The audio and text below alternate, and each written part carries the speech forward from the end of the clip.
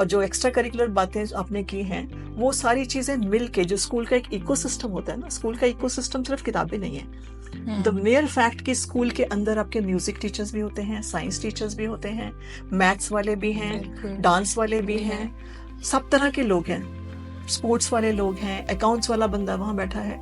ये सारे मिलके एक ऐसा इकोसिस्टम बनाते हैं कि बच्चे को मेयर स्कूल आने से ही उसका बहुत सारा social, emotional, academic, mental development हो जाए, है ना। जैसे कोविड में 2 साल बच्चे स्कूल नहीं आए because they were not coming to feel school, होता है, वो गैप आपको फील होता है क्योंकि वो ecosystem missing.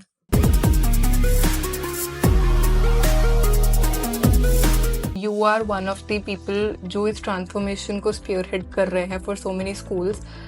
Any challenges that you are facing during these times, and maybe what your suggestions could be for your fellow educators? So I think school space में जितने भी लोग काम करते हैं, टीचर्स हैं, प्रिंसिपल्स हैं, everybody is trying their best to be creating a good ecosystem, a good space for children to learn. और हर एक ने ड्यूरिंग कोविड उसके बाद भी बहुत कुछ सीखा है। बिल्कुल। The transition happened overnight. So जिस क्वालिटीज की हम बात करते हैं कि टीचर्स लाइफ लॉन्ग लर्नर्स हैं, फ्लेक्सिबल होने चाहिए लोग, सो वो चीजें हमने देखी हैं सिस्टम में होते हुए। Schools like Manojna, we always had technology, but there were schools which had no technology at times, but they too found their own ways and means, right? But the only suggestion which I'll make again is that the learner should be in focus, right? So learner should be focused, and we need to create opportunities. जो चीजें हम चाहते हैं कि हमारे बच्चे बड़े होके ऐसे बने, the attributes that we want to give to our learners, that they need to be creative, they need to be good communicators, they need to be very confident, they need to be resilient, they need to be international minded. Right. So वो सारी चीजों के बीज हमें स्कूलों में ही opportunities दे के बोने पड़ेंगे। बिल्कुल। जब मेरा इकोसिस्टम को इन सब चीजों को सपोर्ट करना चाहिए, और मेरा हर रोज जो बच्चे स्कूलों में आते हैं वो उस दिन में भी इसके कुछ मिनिस्क्यूल्स ग्रेन्स दिखने चाहिए इन द प्लानिंग्स। तो ये सिर्फ कॉन्वर्सेशन और बातों का हिस्सा नहीं होने चाहिए, ये हमारे एक्शन प्लान और इम्प्लीमेंटेशन का हिस्सा अगर बन जाती है सारी चीजें, और बहुत विजन के साथ हम अपनी चीजें प्लान करें, so I think we can achieve, and that's I think is the target of any educator कि हर बच्चे के लिए अगर हम करिकुलम बना पाए तो that is what an educators dream is.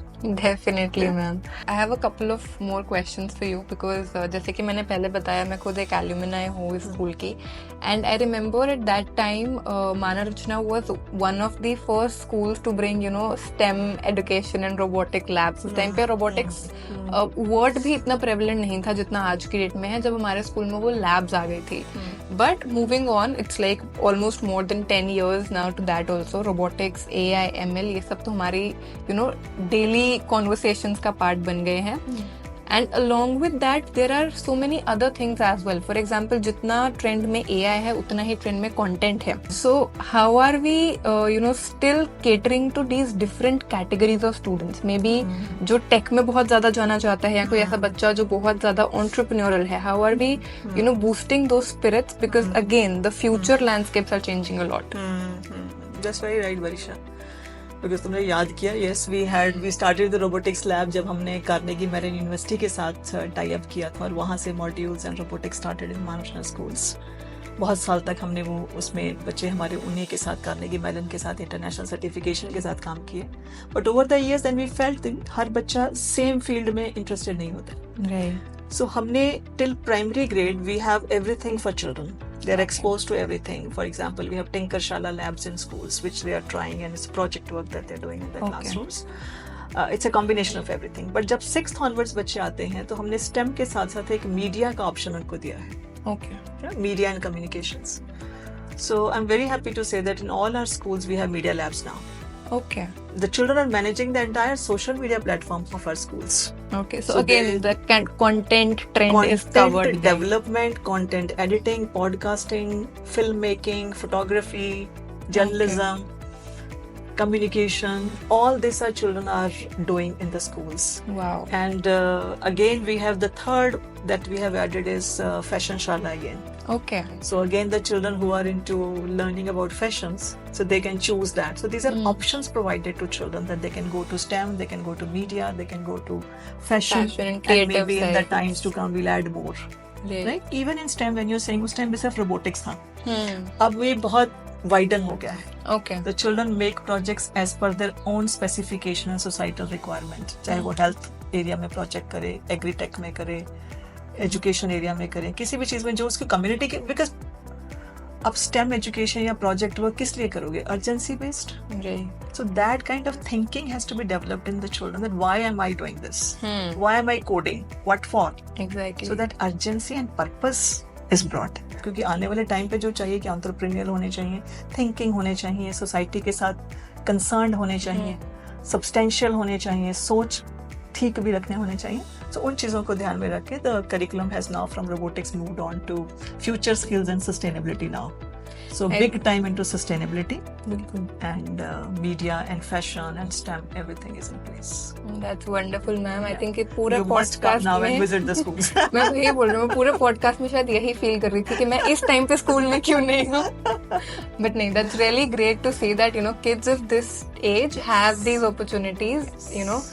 हमारे टाइम पे जो थी हमें उसी टाइम बहुत ज्यादा लगती थी, but again it's very important to broaden the horizons now.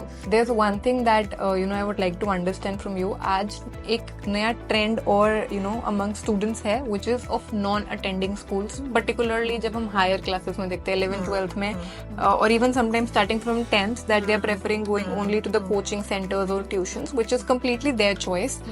But schools miss करके वो नॉन अटेंडिंग या डमी स्कूलिंग जैसे हम बोलते हैं, वो करके वहां पे जाना, is that right? Does that make sense? And again वहां पे स्कूल्स क्या कर सकते हैं और लर्नर्स का क्या एटीट्यूड होना चाहिए towards school?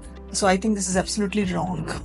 Dummy school concept should not at all be promoted. और ये मुझे लगता है कि इसमें ना पेरेंट्स भी बहुत हद तक एक डिसीजन लेते हैं. आपने 10th 11th 12th बोला, मैं ये कहूंगी कि 6th ऑनवर्ड ही सोचना शुरू कर देते हैं कि ये कहाँ कोचिंग में जाना है, क्या करना है.